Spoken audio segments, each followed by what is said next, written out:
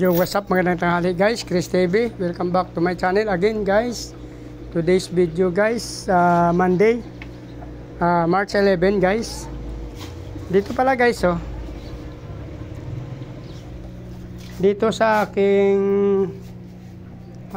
grow out guys. Dito sa eskinita guys, may feeder ako dyan na. Yan guys, sa unang ano na yan.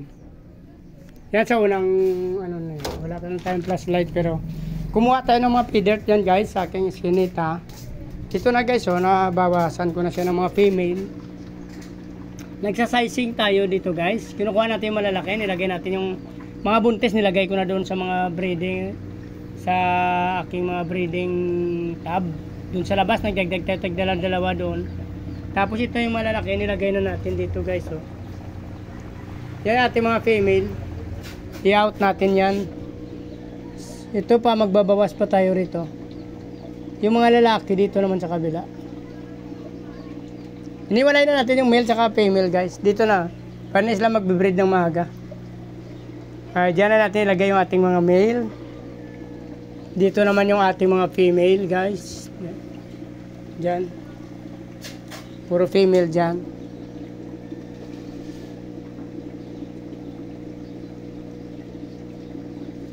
Babalik natin kasi yan guys yung maliliit, yung mga muli na yan. Since maliit pa sila, babalik natin. May mga albino pa dyan. Kasi may nakuha tayong fry dito sa ating sa tabi ng kalsada. Yung feeder din to guys, oh. So, lilinisin natin yung tab na yon para mapalitan natin ng maliliit ulit. Ito may duda tayo dito na male to. Ay, sorry.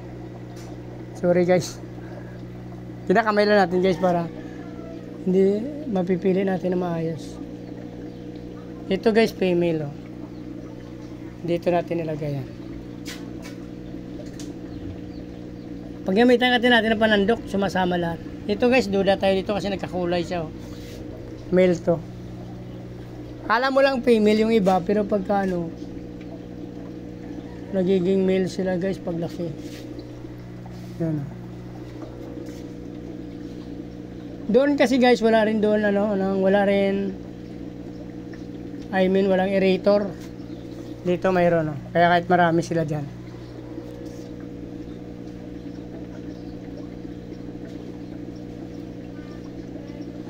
Yung hindi pa ganong malaki guys, dito natin ilagay guys. Mayroon tayo dito feeder. Dito feeder QC kasi ito ay. Hindi na natin sasamahan yun guys. Solid strange na yun ng QC. Dito na lang din natin nilagay yung mga maliliit. Mga semi-adult pa lang.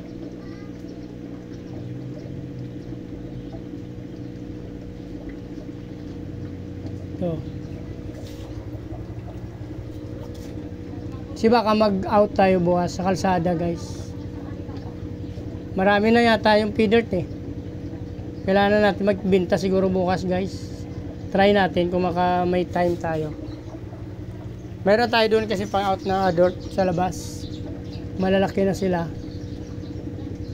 Male tsaka female, meron na tayong adult. Actually, nagbe-breed na nga sila guys, oh. Meron na mga bagong fry, oh.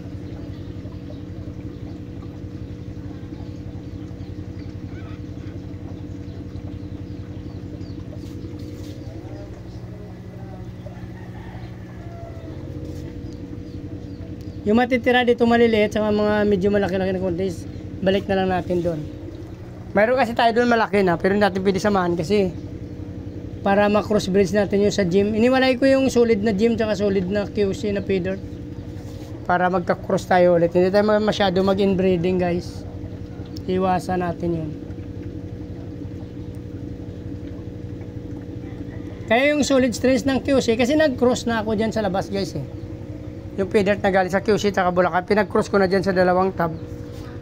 So yung mga galing QC, niwalay na natin. Tapos gagawa na tayo ng panibagong. Ito kasi solid din to. Ito QC din, oh. Ay, dun sa kabila.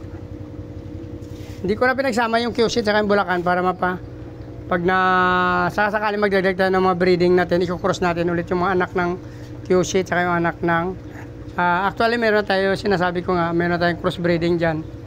Parehas breeder, pero magkaiba ng breeder. Kaya naghiwalay din tayo ng mas solid strains nila para hindi tayo masyado mag-inbreeding guys. So dito na lang guys, kung natapos yung video na to, please like, follow, subscribe mga guys.